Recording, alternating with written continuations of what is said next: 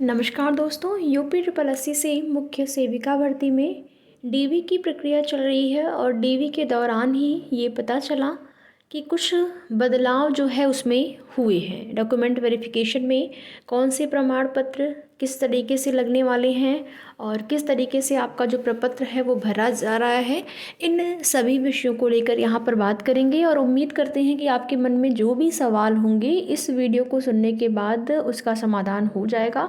और अगर नहीं हो पाता है, कुछ और भी आपके डाउट रह जाते हैं, तो आप कमेंट के माध्यम से पूछ सकते हैं। तो वीडियो में लास्ट तक बने रहें। एक छोटा सा निवेदन आप सभी से, अगर चैनल पर नए हैं तो चैनल को सब्सक्राइब करके, वीडियो पसंद आए तो लाइक शेयर भी किया करिए। आपकी भर्ती से संबंधित जो भी ज़रूरी और महत्वपूर्ण सूचना होगी, जो भी ऑथेंटिक न्यूज़ होगी, आप सभी को समय समय पर उसकी जानकारी इस चैनल के माध्यम से दी जाएगी।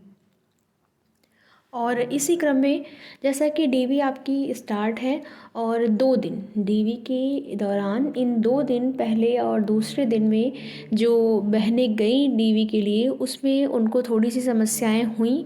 और वो समस्याएं ये थीं कि जो आरक्षित वर्ग के अभ्यर्थी हैं, आरक्षण का जिनको लाभ लेना है, उन अभ्यर्थियों का जो निवास प्रमाण पत्र था वो उनके लिए ज़रूरी था। प्लस वो जो है उनका पिता पक्ष का होना चाहिए, भले ही उनकी शादी 10 साल या 15 साल पहले हो गई है। तो 2 दिन ये चीज़ें सामने आईं और उनको मौका भी दिया गया, टाइम दिया गया। इसके साथ ही साथ यहाँ पर ये उनसे कहा गया कि जो निवास है वो पिता पक्ष का चाहिए, अगर आप आरक्षण का लाभ लेना चाहते हैं तो। नहीं तो फिर वही, ऐसा नहीं है कि आप भर्ती से बाहर हो जाएंगे, आपको अनरिजर्व कैटेगरी में काउंट किया जाएगा। 2 दिन ये चीज़ें हुई, लेकिन आज जो बहनें गई हुई थी डॉक्यूमेंट वेरिफिकेशन के लिए, जैसा कि आप देखेंगे जाति प्रमाण पत्र बनवाने में भी समस्या हुई बहनों को।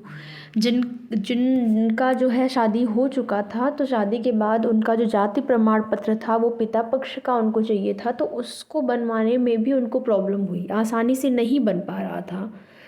तो वही चीज़ें यहाँ पर निवास प्रमाण पत्र में भी हो रही थी। तमाम बहनें परेशान थीं कि लेखपाल से बात किए हैं तो वो लोग नहीं बना रहे हैं निवास प्रमाण पत्र जो है पिता पक्ष का नहीं बनवा रहे हैं, नहीं बना रहे हैं।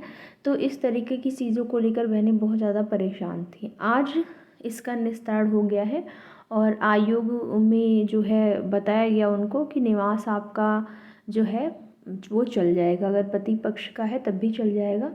बस आपका जो जाति है वो पिता पक्ष का होना चाहिए। अगर नहीं है पिता पक्ष का तो आप लिखवा के, कम से कम मुहर साइन करवा के लेके आएंगे कि आप इस गांव की निवासी हैं या फिर इस गांव से हैं और ये आपके पिता है, यानी कि जाति जो है आपका पिता पक्ष का होना चाहिए। जाति का लाभ आपको तभी मिलेगा। और निवास के लिए उन्होंने ये छूट दे दी है बहनों को कि अगर आपका के पास निवास जो है वो नहीं है पिता पक्ष का, तो आप पति पक्ष का लगा सकते हैं, उससे कोई दिक्कत नहीं होगी।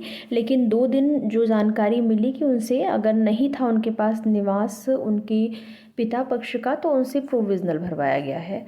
तो यही सारी चीज़ें हैं। देखिए, जहाँ पर भी इन लोगों को लगता है, डाउट होता है, तो वो प्रोविज़नल भरवा देते हैं। जैसा कि आप देख रहे होंगे, बीएससी वाले अभ्यर्थी या फिर जिन्होंने स्नातक में उस विषय को 1 या फिर 2 वर्ष पढ़ा हुआ है, उन लोगों से प्रोविज़नल भरवाया गया है 2 दिन। और अभी भी वो प्रोसेस हो रहा है, आगे जो है प्रोविज़नल उनसे भरवाए जाएंगे।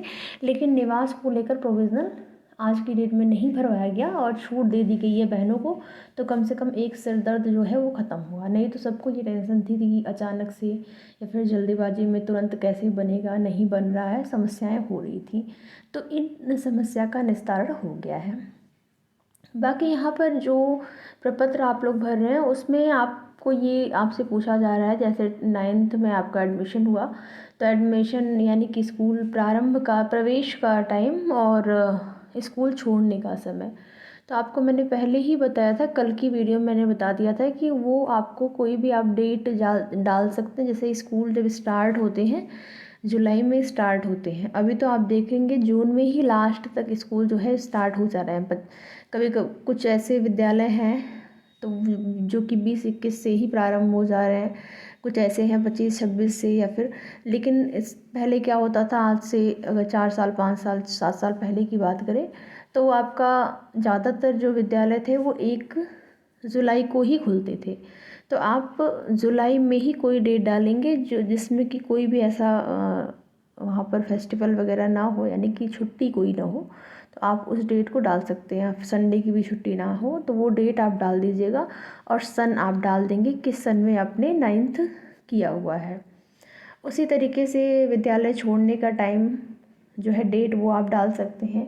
विद्यालय किस दिन आपने छोड़ा, लास्ट जो तिथि है जब विद्यालय बंद होते हैं, जब वो क्लास आपकी कंप्लीट हो जाती है एग्ज़ाम के बाद, तो वो आप डेट डाल देंगे। ज़रूरी नहीं है कि एकदम एग्जैक्ट वही डेट, आपको याद तो होगा नहीं कि आपने किस डेट से प्रारंभ किया था, ठीक है।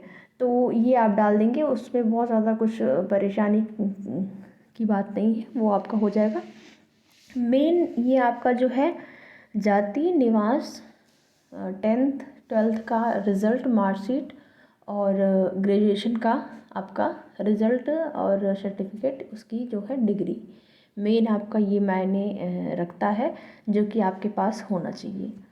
बाकी यहाँ पर कटाव भी आपकी बहुत ज़्यादा हाई नहीं रहने वाली है। कटाव को लेकर अभ्यर्थी परेशान है कि हम कितना है, हमारा 60 है, 61 है, 62 है, कैसे होगा नहीं होगा। तो आप बिल्कुल ये मत सोचिए कि नहीं होगा। अगर आपका जो वर्तमान कटाव जितनी गई हुई है अनरिज़र्व में, उससे 4 से 5 हो सकता है, उससे भी कम जाए, ये तो मैक्सिमम हम बता रहे हैं। और EWS में जो है 2 से 3, वही 3 के आसपास जो है आपका OBC में जा सकता है, 1 या 2 नंबर SC में, इससे ज़्यादा। और बहुत ज़्यादा हाई कट ऑफ नहीं रहने वाली है। आप देखिएगा लास्ट में जो है तमाम कमियां भी निकल कर आएंगी। तो बिल्कुल आश्वस्त रहिए, और जो भी आगे की सूचना होगी आपकी भर्ती से संबंधित, आप सभी को उसकी जानकारी समय समय पर इस चैनल के माध्यम से दी जाएगी। तो वीडियो में लास्ट तक बने रहने के लिए आप सभी का बहुत बहुत धन्यवाद।